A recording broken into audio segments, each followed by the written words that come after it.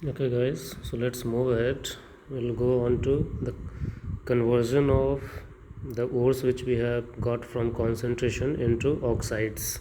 ठीक है, अब क्रूड मेटल को निकालने का काम करना है, तो कन्वर्जन टू पहले ऑक्साइड में जो भी ऊपर वाले स्टेप्स में हमने देखा था, इलेक्ट्रोस्टैटिक, लीचिंग, इलेक्ट्रोमैग्नेटिक, हाइड्रोलिक, उससे मिला अब ऑक्साइड, सल्फाइड, जो कुछ भी ओर्स मिलने थे मिले। अब कुछ भी मिला उस सब को कन्वर्ट करना है किसमें, जनरली ऑक्साइड्स वगैरह में।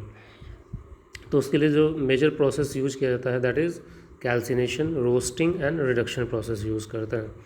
ठीक है, ऑक्साइड्स को मेटल में कन्वर्ट करने के लिए, सॉरी, पहले उसको ऑक्साइड में कन्वर्ट करेंगे। तो ऑक्साइड के लिए यूज़ करते हैं दो process, calcination and roasting. Calcination process क्या होता है, कार्बोनेट्स ओर के लिए यूज़ किया जाता है। उसको हमने पढ़ा था क्लास 10 में भी। उसे क्या किया जाता है, हाई टेम्परेचर पे हीट किया जाता है जो भी ओर्स मिला है उसे। ठीक है, इन द एब्सेंस ऑफ एयर और ऑक्सीजन, जिससे कि वो कन्वर्ट हो जाता है किस में, ऑक्साइड में। जैसे कि Al2O3H2 है, इसमें से हीट किया गया तो वाटर निकल गया, बचा क्या, सिर्फ एल्यूमिनियम ऑक्साइड, एल्यूमिना जिसे बोलते हो। उसी तरीके से कैल्शियम कार्बोनेट CaCO3, उसको आप हीट करते हो तो CO2 बाहर निकल जाता है, CO मिला, ऑक्साइड मिल गया मुझे। उसी तरीके से CaCO3 और MgCO3, combination of carbonate of calcium and magnesium, that is called dolomite. इसको भी हीट करते हैं तो कैल्शियम और मैग्नीशियम का ऑक्साइड मिल जाता है और CO2 गैस बाहर निकल जाता है। तो जितने भी कार्बोनेट या हाइड्रोक्साइड ओर्स होता है उनको कन्वर्ट किया जाता है किसमें, ये ऑक्साइड ओर्स में, through calcination process. And the calcination process is simply converting carbonate ores या hydroxide ores into oxides in the absence of oxygen. Of course in the absence of oxygen करोगे, क्यों, क्योंकि ऑलरेडी उसमें क्या है, oxygen मौजूद है।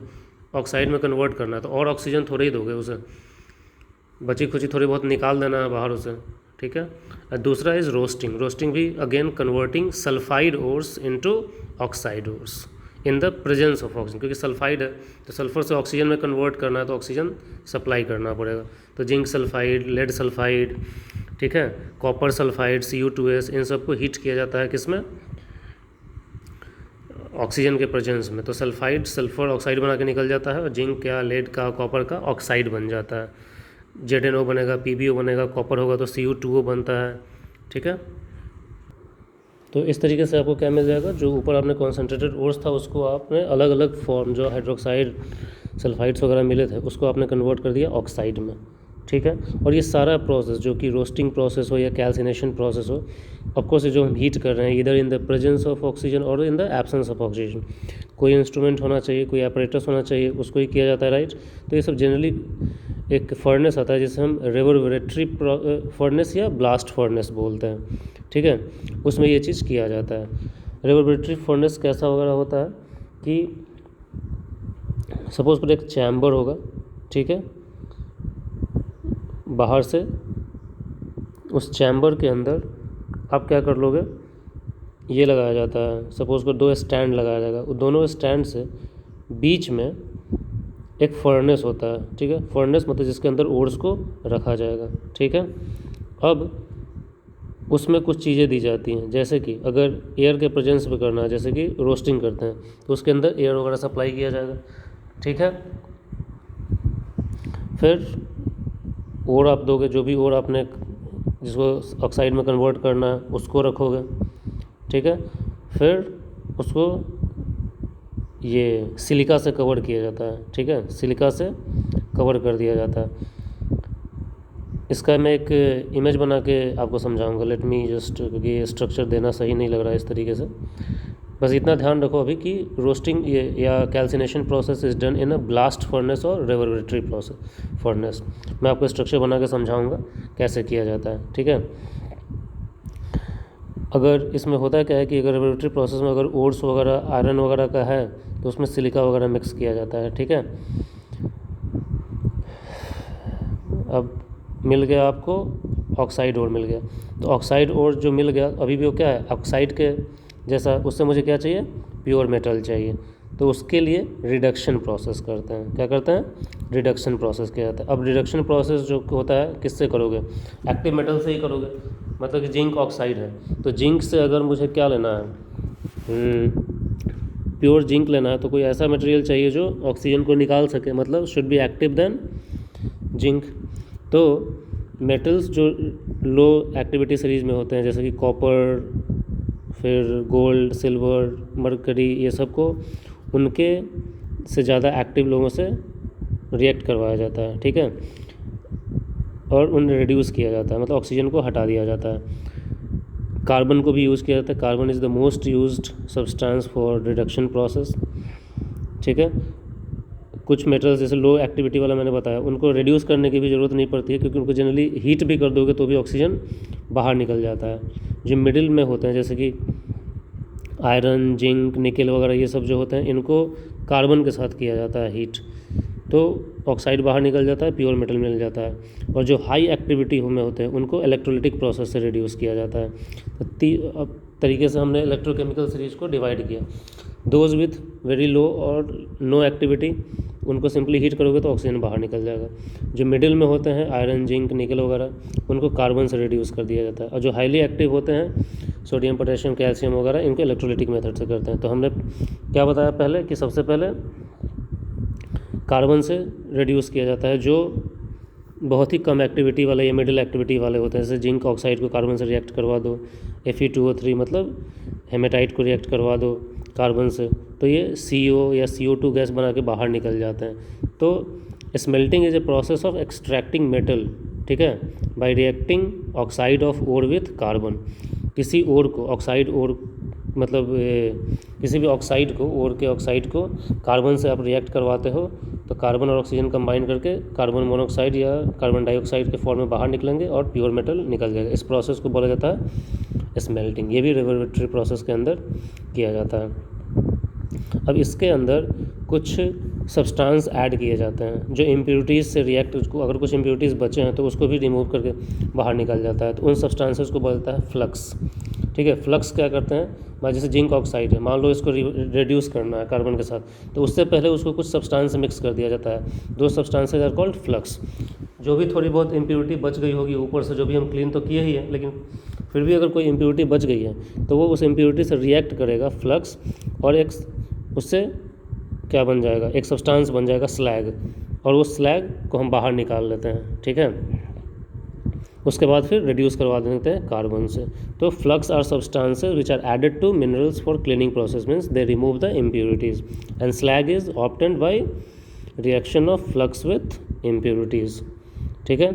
कभी कभी एसिडिक फ्लक्स है, तो एसिडिक फ्लक्स किसके लिए यूज़ करेंगे, अगर बेसिक इम्प्योरिटीज़ हैं तो, क्योंकि एसिड बेस रिएक्ट कर जाते हैं, ठीक है। जैसे कि कैल्शियम ऑक्साइड है, उसको क्लीन करना है तो सिलिकॉन ऑक्साइड यूज़ किया जाता है, सिलिकॉन डाइऑक्साइड या सिलिकॉन ऑक्साइड भी आप बोल सकते हो, ठीक है। बेसिक फ्लक्स कब यूज़ करोगे, जब इम्प्योरिटी एसिडिक होगा, ठीक है। तो उस केस में मतलब हमें पता ही है कि एसिड बेस से रिएक्ट करता है, बेसिक, तो अगर एसिड मौजूद है इम्प्योरिटी तो बेस ऐड करो, बेस इम्प्योरिटी मौजूद है तो एसिड ऐड करो, तो उसके हिसाब से उसको नाम दे देते हैं। एसिडिक फ्लक्स ऐड किया है तो एसिडिक फ्लक्स, बेसिक नेचर का ऐड किया है तो बेसिक फ्लक्स। जैसे कि कैल्शियम कार्बोनेट, मैग्नीशियम कार्बोनेट, ये सब क्या है, बेसिक फ्लक्स है। और एसिडिक SiO2 है, ठीक है। ये सब सारी चीज़ें यूज़ की जाती हैं। तो this is a smelting process, heating of oxide ore with carbon to reduce it into metallic form is called smelting. और स्मेल्टिंग से पहले अगर क्लीन करना है तो फ्लक्स ऐड करते हैं, जो कि इम्प्योरिटी और फ्लक्स आपस में स्लैग बना के बाहर निकल जाते हैं, ठीक है। मॉलिब्डेनम इज़ वन एलिमेंट जो हाइड्रोजन से रिएक्ट कर सकता है, तो इसके लिए हाइड्रोजन से भी रिडक्शन प्रोसेस करवा दिया जाता है, ठीक है।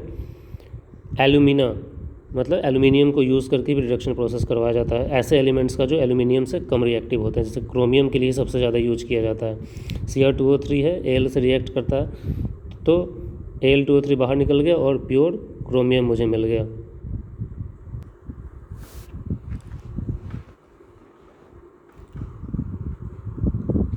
ओके, तो हाइड्रोजन से भी हम रिडक्शन करवा सकते हैं। रिडक्शन बाय एल्यूमिना मैंने बताया, क्रोमियम के ऑक्साइड को एल्युमिनियम से ये कर दिया जाता है रिड्यूस। सिर्फ क्रोमियम के नहीं, स्ट्रॉन्शियम के और वैनेडियम V2O5 उसको भी एल्युमिनियम से रिड्यूस किया जा सकता है। और यहाँ पे एक चीज़ है, मिक्सचर ऑफ ऑक्साइड, ठीक है, और एल्युमिनियम, इसको रेशियो को बोला जाता है थर्माइट, ठीक है। And mixture of BaO2 and Mg powder is known as ignition powder. Thermite जो होता है ऑक्साइड ऑफ, यहाँ पे सिर्फ oxide, mixture of the oxide लिखा हुआ है, it's a mixture of iron oxide Fe2O3 + Al, इसको बोला जाता है थर्माइट। रेलवे ट्रैक वगैरह होता है ना, उसको जोड़ने के लिए इस रिएक्शन को यूज़ किया जाता है। ये हमने क्लास 10 में पढ़ा था, थर्मेट रिएक्शन मैंने आपको बताया था। And mixture of barium oxide and MG powder is called ignition powder. Ignition मतलब जलाने के काम में आता है। कहीं पे आग नहीं लग रहा हो जल्दी तो इसके मिक्सचर को यूज़ करोगे तो ये तुरंत फायर को कैच करता है, ठीक है। And then auto reductions. Auto reductions का मतलब क्या होता है, ऑक्साइड के प्रेजेंस में आप हीट करना शुरू करोगे सल्फाइड्स और वगैरह को, तो कंटिन्यूस सप्लाई दोगे, एक्सेस सप्लाई दोगे तो वो अपने आप पहले ऑक्साइड में कन्वर्ट होता है सल्फाइड, और धीरे धीरे सिर्फ मेटल दे देता है और पूरा का पूरा सल्फर बाहर निकल जाता है ऑक्सीजन से कंबाइन करके। जैसे आपने देखा Cu2s है, O2 है, कंबाइन किया Cu2 और SO2। अब कंटिन्यूस ऑक्सीजन दिया जा रहा है। तो इसमें क्या होता है, Cu2O जो है, जो प्रोडक्ट बना था पहले वाले रिएक्शन में, वो खुद तो उसका जो ऑक्सीजन है अपना दे देता है किसको, सल्फ़र को, और सल्फ़र डाइऑक्साइड बाहर निकल जाता है और कॉपर प्योर फॉर्म में निकल जाता है, चूँकि खुद से ही उसने किया था। This is called auto reduction, ठीक है।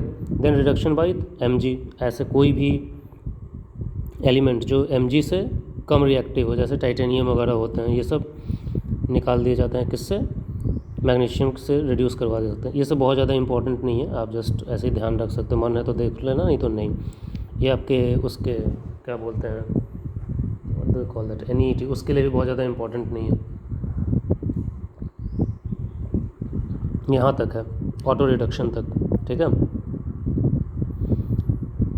और इलेक्ट्रोलिटिक रिडक्शन जो हमने पता था कि जो हाईली एक्टिव मेटल्स होते हैं, मैग्नीशियम वगैरह, एल्यूमिनियम, सोडियम, पोटेशियम, इनके ऑक्साइड्स को हम लोग इलेक्ट्रोलिसिस करते हैं, ठीक है। तो अलग अलग इलेक्ट्रोड पे जाके ये क्या हो जाएंगे, सेपरेट हो जाएंगे। ये इंपॉर्टेंट है प्रोसेस, डॉज प्रोसेस जो थे MgCl2 वगैरह का, ये सब प्रोसेस आपने थोड़ा बहुत क्लास 10 इस बार भी हम देखेंगे थोड़ा ये सब चीज़ें। ऐसे मोस्टली आपको क्लास 11 में पढ़ना था, ये आपने वहाँ पे देखा होगा अगर आपने वीडियो देखा है तो।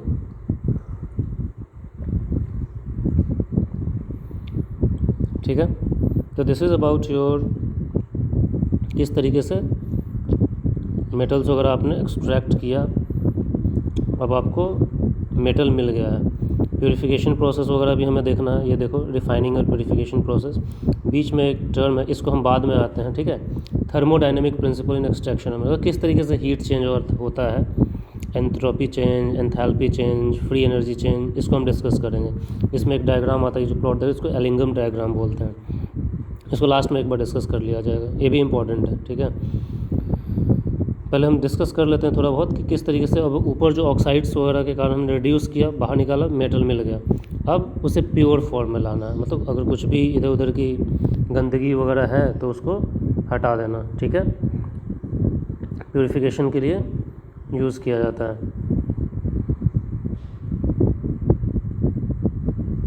अब ऊपर आपको जितना भी मेटल मिला, आपने क्या किया, सबसे पहले अलग अलग मेथड से इम्प्योरिटीज़ वगैरह हटाया था, जैसे electrostatic separation, electromagnetic separation, hydraulic separation, जो कुछ भी किया था। फिर आपने कॉन्सेंट्रेट किया ओर्स को, रोस्टिंग, कैल्सिनेशन, ये सारे प्रोसेस यूज़ किया, उससे ऑक्साइड मिला। उसके बाद उसने आप उसको रिड्यूस किया, least reactive, middle reactive, high reactive, सबको अलग अलग मेथड से आपने रिड्यूस किया। कार्बन को यूज़ करके, हाई एक्टिव मेटल को यूज़ करके, एल्यूमिनियम को यूज़ करके, हाइड्रोजन को यूज़ करके, मैग्नीशियम को यूज़ करके आपने प्योर मेटल ले लिया, ऑक्सीजन वगैरह हटा दिया। अब क्या है, अब आपको मेटल मिल गया, लेकिन अभी भी पॉसिबल है कि उसके अंदर थोड़ी बहुत इम्प्योरिटीज़ मौजूद होगा। तो एक लास्ट स्टेप और कर लेते हैं, अब कम्प्लीटली उसको प्योरीफाई कर दिया जाता है। प्योरीफिकेशन के लिए भी उसके अब अलग अलग टेक्निक्स यूज़ किए जाते हैं, ठीक है। जैसे कि डिस्टिलेशन होता है, इलेक्ट्रोलिसिस प्रोसेस यूज़ करते हैं, लिक्वेशन यूज़ करते हैं, क्यूपलेशन यूज़ करते हैं, वेपर फेज रिफाइनिंग यूज़ करते हैं, एंड क्रोमेटोग्राफिक मेथड्स भी यूज़ करते हैं, ठीक है।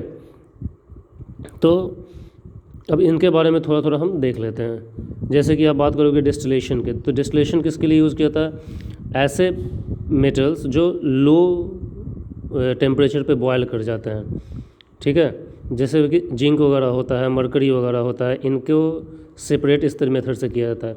तो इसमें जो इम्प्योरिटी वगैरह होती है वो लो टेम्परेचर पे जल्दी बॉयल कर जाता है और वेपराइज होकर बाहर निकल जाएगा, और जो अंदर डिस्टिलेट बच जाएगा दैट इज़ प्योर मेटल, ठीक है। जिंक, मरकरी वगैरह के लिए यूज़ किया जाता है, लो बॉइलिंग मेटल्स इनको बोलते हैं हम लोग। तो इम्प्योर लिक्विड मेटल जो होगा वो इवेपोरेट होकर बाहर निकल जाएगा बॉइलिंग करेंगे तो देन क्यूपलेशन मेथड होता है, ठीक है।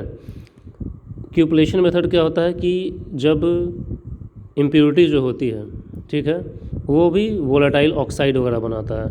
मतलब कि जब उसको आप हीट करते हो, ठीक है, लेड ओर जो होता है कभी कभी सिल्वर के साथ मौजूद होता है, मतलब सिल्वर को जब हम एक्सट्रैक्ट कर रहे होते हैं तो उसमें कभी कभी लेड का ये होता है, इम्प्योरिटी होता है, ठीक है। तो उसको जब आप थोड़ा बहुत हीट किया जाता है थोड़ा सा ऑक्सीजन के प्रेजेंस में, तो जो ये सिल्वर और लेड में क्या है, लेड थोड़ा एक्टिव मेटल है, तो वो ऑक्साइड बना देता है ऑक्सीजन से कंबाइन करके, और वो वोलेटाइल होता है, वेपर बन के उड़ जाता है, तो नीचे क्या बच गया, सिर्फ सिल्वर मिल गया। तो इस प्रोसेस को बोला जाता है क्यूपलेशन। ऊपर एक और मेथड आप देख रहे हो, लिक्वेशन मेथड। ये लो मेल्टिंग मेटल्स के लिए यूज़ किया। देखो डिस्टिलेशन क्या था, लो बॉइलिंग मेटल्स के लिए, ये किया जाता है लो मेल्टिंग मेटल्स के लिए यूज़ किया, जैसे कि टिन वगैरह होता है, ठीक है। इन सब को क्या किया जाता है कि एक स्लोप वाले एरिया पे रखा जाता है, ठीक है, स्लोप वाले एरिया पे, और उसके बाद क्या करते हैं, इसको धीरे धीरे हीट किया जाता है। तो जो ये मेटल जो होता है जो जल्दी मेल्ट हो सकता है वो उस स्लोप पे मेल्ट होके, और चूँकि स्लोप है मतलब टेढ़ा है, तो वो स्लाइड करके नीचे चला जाता है, ठीक है। और ऊपर पीछे बच जाएगा क्या, इम्प्योरिटीज़, जो कि कम टेम्परेचर पे मेल्ट नहीं करते हैं, फ्यूज़ नहीं करते हैं, ठीक है। जैसे टिन हुआ, मरकरी हुआ, बिस्मथ हुआ, इन सब के लिए यूज़ किया जाता है, लिक्वेशन मेथड बोलते हैं इसे।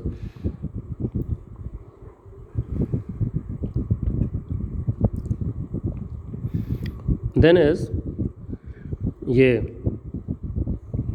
केमिकल मेथड्स की बात कर रहे हैं, ठीक है। केमिकल मेथड्स में सबसे पहला आपको मेथड जो आपको पढ़ना है क्या, पोलिंग मेथड, ठीक है।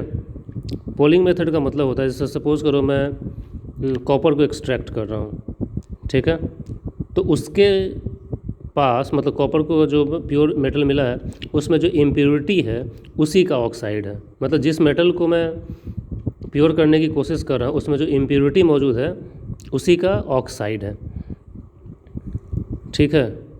तो इस तरह की सिचुएशन में पोलिंग मेथड यूज़ किया जाता है, ठीक है। जैसे आप अपने स्क्रीन पे देख सकते हो कि Cu2O कॉपर के साथ मौजूद होता है, SnO2 Sn के साथ, टिन के साथ मौजूद होता है। तो इसमें क्या करते हैं, पोल्स बनाए जाते हैं, ठीक है, मतलब इलेक्ट्रोड टाइप का समझ लो। तो दो खड़े खड़े ये होंगे, स्टैंडिंग स्टेट में पोल्स होंगे, उसमें ये जो मेटल आपको मिला है इम्प्योरिटीज़ के साथ उसमें उसको डाल दिया जाता है और स्टर किया जाता है, स्टिरिंग किया जाता है, मतलब उसको ज़ोर से हिलाया जाता है और उसको हीट करते हुए हिलाया जाता है। तो टेम्परेचर जैसे जैसे बढ़ता है, ठीक है, वुड क्या है, वुड जलता है तो क्या बनाएगा, गैसेस बनाता है, जैसे कि CH4 आपके एग्जाम दिया हुआ है।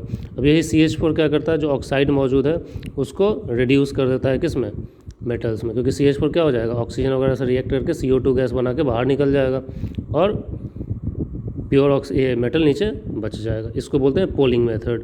पोल्स टाइप का एक खड़ा किया जाता है वुड का और उसके बीच में डाल दिया जाता है मेटल्स वगैरह को लिक्विड फॉर्म में और उसको हीट करते हैं। तो ऑक्साइड जो होगा, वुड को जब जलाओगे आप तो क्या होगा, गैस निकलते हैं, जैसे का ये CH4 वगैरह या फिर इथेन वगैरह भी निकल सकता है। तो वो सब इजीली रिएक्ट कर जाते हैं किससे, ऑक्सीजन से, और वाटर और CO2 में कन्वर्ट हो जाएंगे। और वाटर और CO2 दोनों क्या होता है, हीट हो रहा है तो दोनों वेपोराइज होकर बाहर निकल जाएंगे, प्योर मेटल बच जाएगा। इस मेथड को बोला जाता है poling method. Then is electrorefining method. इसमें देखो क्या करते हैं, आपने इलेक्ट्रोकेमिस्ट्री में पढ़ा था इलेक्ट्रोलिसिस प्रोसेस, वही चीज़ है यहाँ पे। इम्प्योर मेटल जो होता है उसका एनोड बनाते हैं, ठीक है, और प्योर मेटल का कैथोड बनाते हैं। तो जो आपने मेटल लिया है, जो आपने पिछले वाले किसी स्टेप से लिया है, उसका इम्प्योर मेटल वो है, तो उसको आप एनोड की तरह यूज करो। और ऑलरेडी पहले से एक प्योर फॉर्म में आपके पास वही मेटल होगा तो उसका एक रॉड ले लो, कैथोड बना दो। और जिस मेटल को आप एक्सट्रैक्ट कर रहे हो उसी का सॉल्ट ले लो। जैसे यहाँ पे कॉपर का जो एग्जांपल दिया गया है, तो आपने जो ऊपर वाले मेथड से कॉपर का जो ले हो जिसको प्यूरीफाई करना है उसको आपने एनोड बना दिया। फिर दुनिया में पहले से बहुत सारे प्योर कैथोड मौजूद हैं, सॉरी कॉपर मौजूद है, तो उसको ले लो, एक कैथोड बना दो और कॉपर का ही सॉल्ट यूज़ कर लो, CuSO4। तो क्या होगा, अब उसके थ्रू इलेक्ट्रोलिसिस आप पास करोगे। तो जैसे ही पास करोगे तो इम्प्योर मेटल्स वगैरह जो आयंस क्या होंगे, आयोनाइज होंगे, ठीक होंगे, आयनाइज होकर उस सोल्यूशन में आएगा। सोल्यूशन में आने के बाद इम्प्योर मेटल जो कॉपर है, एनोड है, वो Cu2+ में चेंज होगा। Cu2+ में चेंज होगा तो उसको वापस क्या करना है, अपने न्यूट्रल फॉर्म में जाना है। तो किस पे, जो Cu2+ फॉर्म में है तो किस पर जाके डिपॉजिट होगा, वो नेगेटिवली चार्ज वाले इलेक्ट्रोड पे, मतलब कैथोड पे, जहाँ पे ऑलरेडी प्योर है, तो उसके ऊपर जाके जमा होना शुरू हो जाता है। ठीक है, तो ये जितने भी कॉपर, सिल्वर, जिंक वगैरह जो होते हैं, ये सब कुछ इसी मेथड से प्योरीफाई किए जाते हैं। इसको बोला जाता है इलेक्ट्रोलाइटिक रिफाइनिंग। ठीक है, एंड देन एक छोटा सा और मेथड है क्रोमेटोग्राफिक। फिर हम डिस्कस करते हैं वेपर फेज और जोन रिफाइनिंग को। क्रोमेटोग्राफी ये किस चीज़ पे काम करेगा, एडजॉर्प्शन प्रिंसिपल पे काम करते हैं। ठीक है, जो भी इम्प्योर मेटल आपको मिला है उसको आप एक सॉल्वेंट में डिसॉल्व कर दो, फिर उसके बाद जो सोल्यूशन बना है उसको किसी क्रोमेटोग्राफी पेपर या एडजॉर्बेंट कॉलम, मतलब क्रोमेटोग्राफिक कॉल्यूम से, जिसके ऊपर एल्यूमिना होता है, उसके थ्रू पास कर दो। मतलब यूँ समझ लो कि आपने इम्प्योर मेटल को मिक्स कर दिया किसी सुटेबल सॉल्वेंट में, अब एक सॉल्यूशन तैयार हो गया। अब एक शीट रखा हुआ है, उसके ऊपर से आप उसको पास करते हो, जो शीट है उसके अंदर एल्यूमिना होता है। तो जैसे ही आप पास करते हो उसको, तो मेटल्स जो होते हैं और इम्प्योरिटीज़ होते हैं, सब क्या, क्रोमेटोग्राफी पेपर है तो उस पर हर एक के चलने का स्पीड, रन होने का स्पीड क्या होगा, अलग होगा। तो based on their different speed, running speed, वो अलग अलग जगह पे क्या हो जाता है, डिपॉजिट हो जाता है। तो इम्प्योरिटीज़ एक जगह इकट्ठा हो जाएगा, मेटल प्योर एक जगह इकट्ठा हो जाएगा, तो फिर बाद में उसको सेपरेट कर लेते हैं। ठीक है, तो this is chromatographic method. Then one method is zone refining method, right.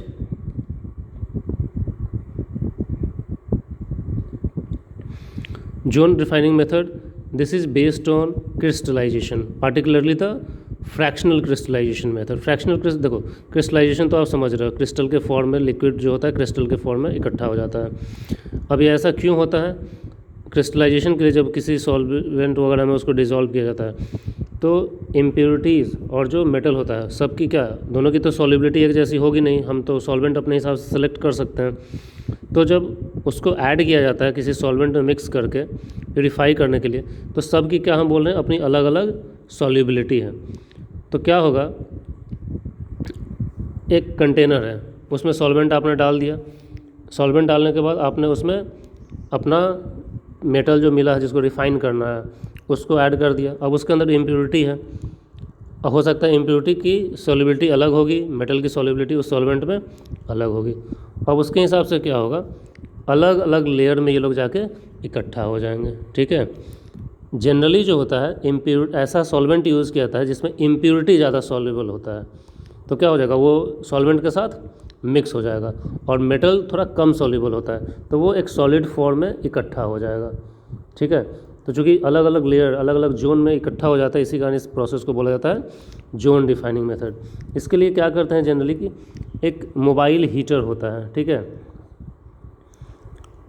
उसको एक एंड पे फिक्स कर दिया जाता है। फिर एक मोल्टेन जोन, मतलब कि जो मैंने बताया मेटल वगैरह है, एक मोल्टेन वो उस हीटर के ऊपर से पास किया जाता है। ठीक है, अब जैसे जैसे आप पास कर रहे हो वो ही आगे फॉरवर्ड होगा, मूव करेगा। हमने क्या बताया, एक मोल्टेन हीटर वगैरह होता है जो कि मूव कर सकता है।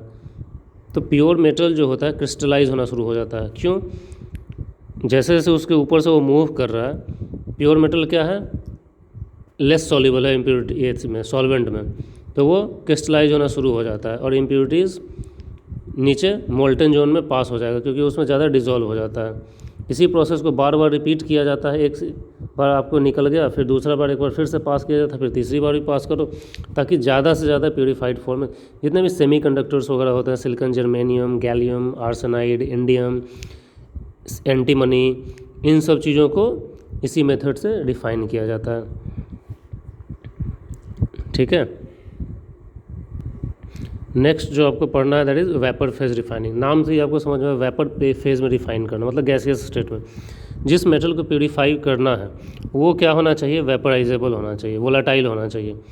ठीक है, तो ये पहली कंडीशन है। दूसरा, जब वोलाटाइल हो जाए तो वापस उसको हम डिकम्पोज भी कर सकें। तो ये दो कंडीशंस होते हैं जो इंपॉर्टेंट होते हैं वेपर फेज रिफाइनिंग के लिए। पहला, metal should form a volatile compound. दूसरा, दैट वोलाटाइल कंपाउंड जो फॉर्म हुआ must be easily decomposable into pure metal, वापस उसको सॉलिड स्टेट में कन्वर्ट किया जा सके।